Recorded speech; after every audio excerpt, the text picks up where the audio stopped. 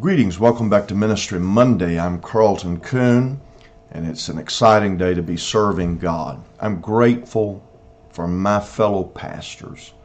Quite often I have our church begin to pray in a circle around our own congregation, praying for other churches of similar beliefs and asking for God's favor, for revival to come on them, because the truth of the matter is that their revival is also my revival, and my revival is their revival.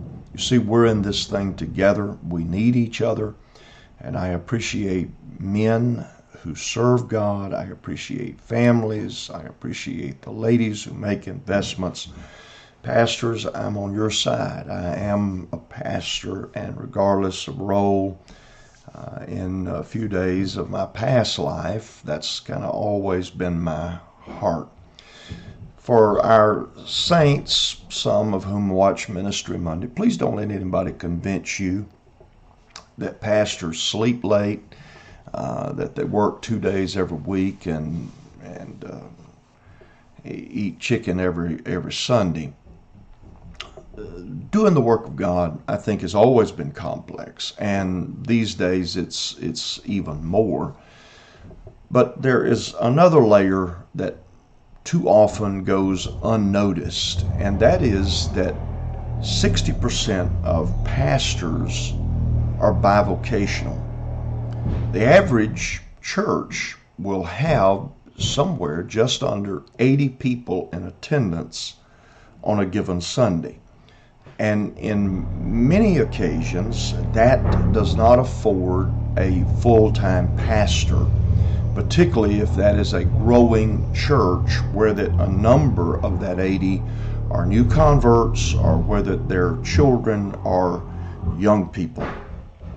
I think it's an unfortunate thing that that particular group of ministry is underappreciated, perhaps underrespected by even their ministerial peers. At least one fellow has been quoted as saying that God owes every preacher a full-time church with a full-time salary. Well, there's no Bible for that particular observation. Paul was extremely well educated, but on more than one occasion he had to make his living and perhaps invest in the renting of a hall in order to have a place for people to come hear him by making tents. So hard physical work, fingers that perhaps would have been pricked with needles and muscles that would have been tired from pulling heavy canvas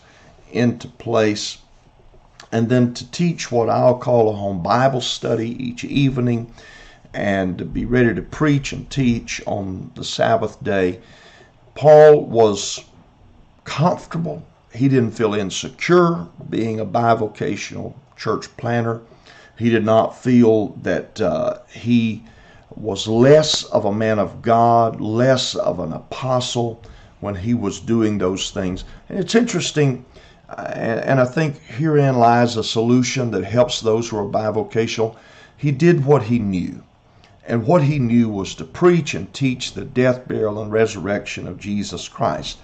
And he moved into the ministry that God had given him.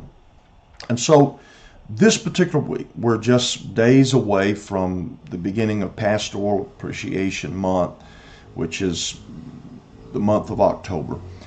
I honor and I validate our bivocational pastors. Perhaps it's because it's close to me. My grandfather planted the church in Tioga, Louisiana, and until retiring from a public job of driving a school bus, Grandpa was bivocational. Prior to driving the school bus, he was a logger, and he hauled wood, and then, as I said, drove the school bus. At the same time, he was driving 30 miles from their home in Bentley to the community of Tioga, just outside of Alexandria. The campground of the United Pentecostal Church in Louisiana is there in Tioga. Grandpa was first guy to walk across that property. He saw the sign, and he didn't have a phone back then. He found someone who had a phone. He called S.L. Wise, who was the district superintendent of Louisiana at the time.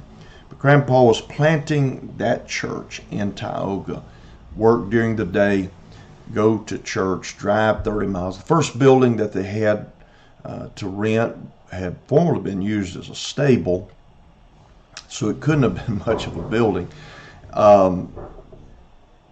Whoever owned it was trying to transition, I guess, to where he could get a little more money out of it. The fellow who was a neighbor, he didn't like having it as a church, so he would open the doors while church wasn't happening. And of course, the cows back then that just wandered about, they would go into the church thinking it was still a stable. And so Grandpa would have to get there very early, and not with a broom. He had to get there with a shovel.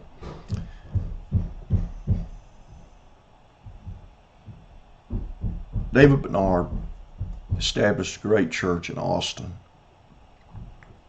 He did so planting it as a bivocational pastor.